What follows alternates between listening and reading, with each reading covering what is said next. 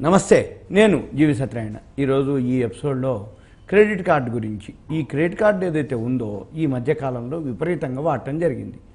ఎలా అంటే డిగ్రీనో పీజీనో లేకపోతే ఎడ్యుకేషన్ అయిపోగానే క్యాంపస్ సెలక్షన్, మంచి మంచి ప్యాకేజీలతో జాబ్లో జాయిన్ అవ్వటం.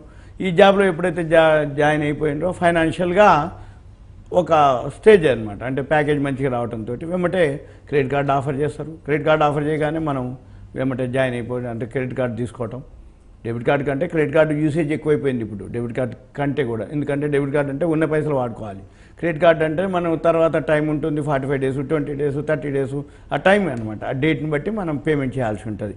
అయితే ఇందులో ఉన్నటువంటి ప్లస్ పాయింట్లు మైనస్ పాయింట్లు ఈ సింపుల్గా ఈ వీడియోలో మీకు ఎక్స్ప్లెయిన్ చేయడం జరుగుతుంది. అయితే క్రెడిట్ కార్డు ఉంది కదా అని మితిమీరిన వినియోగం అనేది కాదు మంచిగా. అంటే ఎందుకంటున్నంటే మితిమీరిన వినియోగం అనేది ఈ మధ్యకాలంలో పండగలు అనుకోండి, ఫెస్టివల్స్ అనుకోండి, లేకపోతే ఆఫర్లు అనుకోండి, కనపడగానే క్రెడిట్ కార్డు డెమరేయటం, గీకటం, మనకి ఇక తీసేసుకోవటం. అంటే ఏంది, అవసరం ఉన్నా అవసరం లేకపోయినా మనం బిల్ చేసుకోవటం, కొనుక్కోవటం, అది ఎక్కువ యూసేజ్ కిందకి వస్తుంది. అయితే ఎప్పుడైనా కానీ మనకి క్రెడిట్ కార్డు లిమిట్ ఏదైతే ఉందో దాంట్లో 50% లోపే వాడుకోవాలి. ఎందుకంటే ఏదైనా అత్యవసరం పడితే మళ్ళీ వాడుకోవటానికి కానీ, ఎక్కువ శాతం వాడితే మళ్ళీ మన యూసేజ్ ఏదైతే ఉందో మళ్ళీ తర్వాత దానికి ఉపయోగపడకపోవటం, ఇవన్నీ కూడా ఎక్కువ శాతం వాడితే ఏమిటంటే క్రెడిట్ స్కోర్ పైన మనకి ప్రతికూల ప్రభావం ఏర్పడుతుంది. తర్వాత లేదు తప్పదనుకుంటే తప్ప ఓవర్ లిమిట్ అనేది తీసుకోకూడదు. అయితే ఈ క్రెడిట్ కార్డు ఏదైతే యూజర్లు పెరిగిపోవడం జరిగింది. ఇప్పుడు ఉదాహరణకి ఈ ఏడాది మొన్న 2024 మార్చి నాటికి యాక్టివ్ కార్డులు 10 కోట్ల మార్కు దాటింది. 2029 వచ్చే 5 ఏళ్లలో ఈ 10 కోట్లు 20 కోట్లు అవుతాయని పీడబ్ల్యూసీ అంచనా. ఈ యూపీఐ అనమాట, ఏదైతే మనం డెబిట్ కార్డుల వినియోగం బాగా తగ్గిపోవడం జరిగింది. ఎవరైతే ఈ యూపీఐ ద్వారా కంటే కూడా క్రెడిట్ కార్డుల హవానే ఇప్పుడు ప్రజెంట్ ఎక్కువ జరగడం జరుగుతుంది. ఈ క్రెడిట్ కార్డుల వల్ల ఏంటిది, అరువుతోటి మనం క్రెడిట్ కార్డు అంటే ఏంది, అప్పు. క్రెడిట్ అంటే అప్పుతోటి మనం కొనుక్కోవటం, మనకి టైం ఇస్తారు.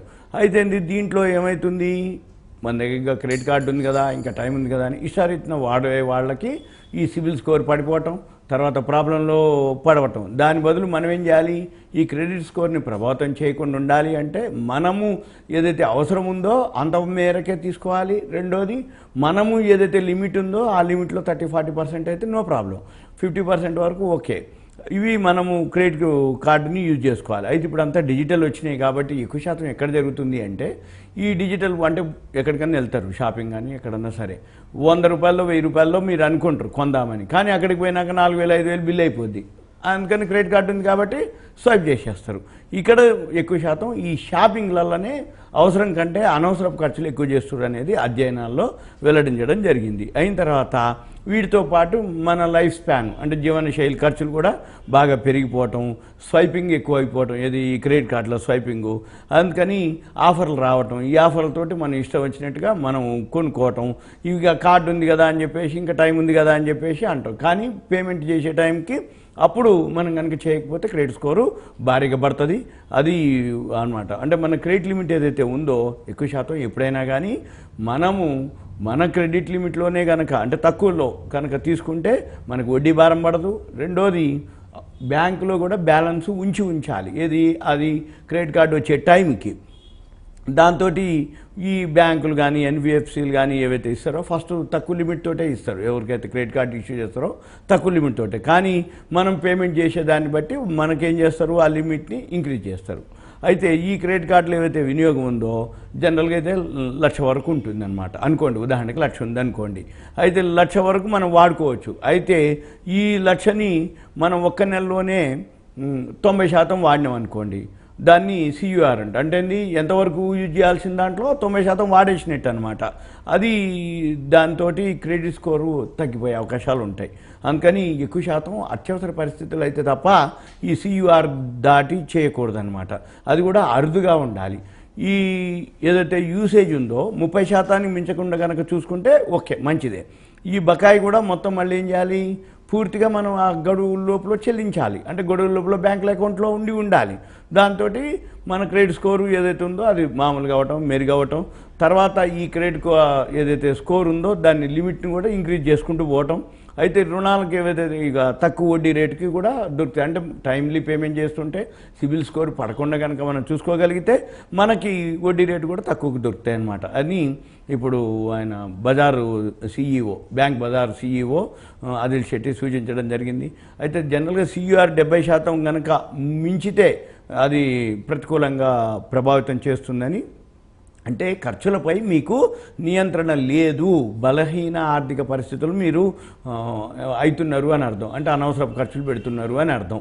అయిన తర్వాత మళ్ళీ ఈ క్రెడిట్ కార్డు ఏదైతే రిమార్క్స్ ఉన్నాయో మనము ఎక్కువ శాతం ఎప్పుడైనా కానీ ఈ పేమెంట్స్ ఏదైతే ఉందో అవి కూడా మన క్రెడిట్ కార్డు మీద ఎఫెక్ట్ చూపిస్తుంది. అంటే మెరుగైనటువంటి క్రెడిట్ స్కోర్ కావాలి అంటే మనం ఏం చేయాలి, టైంకి పేమెంట్ చేయాలి.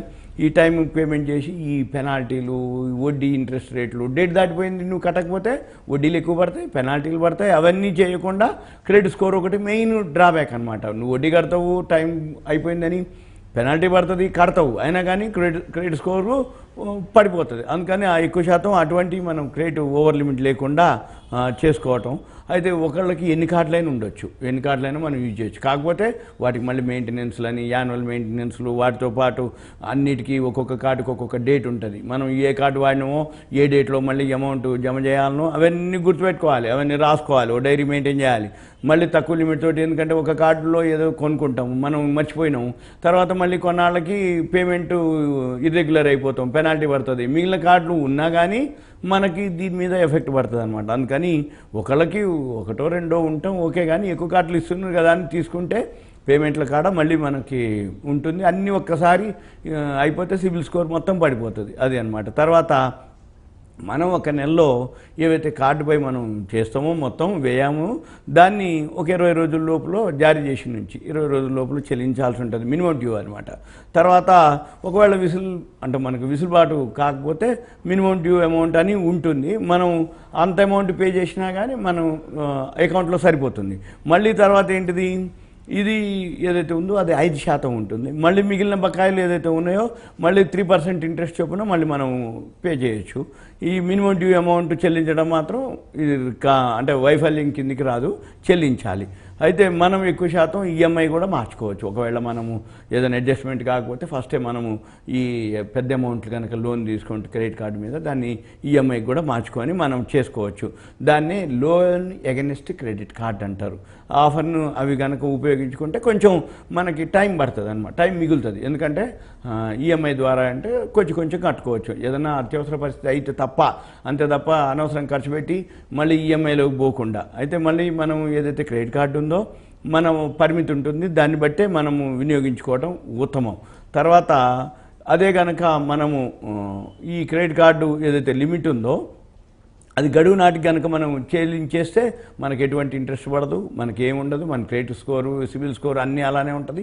అయితే జనరల్గా ఇవన్నీ ఇచ్చేటప్పుడే వాళ్ళు మన ఇన్కమ్ ఎంత, పర్సనల్గా ఆదాయ, వ్యక్తిగత చరిత్ర, రిస్క్ని ఇవన్నీ చూసే బ్యాంకులు, ఎన్బిఎఫ్సిలు నిర్ణయించడం జరుగుద్ది. మెయిన్ అదే అనమాట సిబిల్ స్కోర్ అంటాం. అయితే ఫస్ట్లో తక్కువ అమౌంట్ తోటి ఇస్తారు కాబట్టి మనం దాన్ని చేసుకోవచ్చు. తర్వాత లిమిట్ పెంచుకోవటం. మనం ఎక్కువ శాతం వీటన్నిటికంటే కూడా మనకి కంట్రోల్ ఉండాలి. ఇది అవసరమా అనవసరమా, అవసరమైంది మనకు అవసరం, అప్పుడు క్రెడిట్ కార్డు తోటి కొనుక్కోవటం అనేది ఉత్తమం. అయితే ఇది ఎప్పుడు ఉపయోగపడుతుంది అంటే ఏదైనా అత్యవసర వైద్యం కానీ, ఏదైనా ప్రయాణాలప్పుడు కానీ. ఇప్పుడు క్రెడిట్ కార్డు మన దగ్గర క్యాష్ లేదు, ఆ టైంలో క్రెడిట్ కార్డు బాగా హెల్ప్ అయింది. మనం చూసుకోవాలి ఏమేమి అంశాలు చెప్తున్నానో వాటికి మనం కనుక ఉపయోగించుకోగలిగితే ఓకే. ఇప్పుడు కార్డులు పెరుగుతున్న కొద్దీ వ్యయాలు పెరుగుతాయి, వ్యయాలు పెరుగుతున్న కొద్దీ లోన్లు పెరుగుతాయి, లోన్లు పెరుగుతున్న కొద్దీ మనం ఏంది ఎక్కడో ఒక దగ్గర డిఫాల్ట్ అవుతాం. ఎక్కడో ఒక దగ్గర డిఫాల్ట్ అయినా అంటే ఆటోమేటిక్గా నీ సిబిల్ స్కోరు పడిపోతుంది.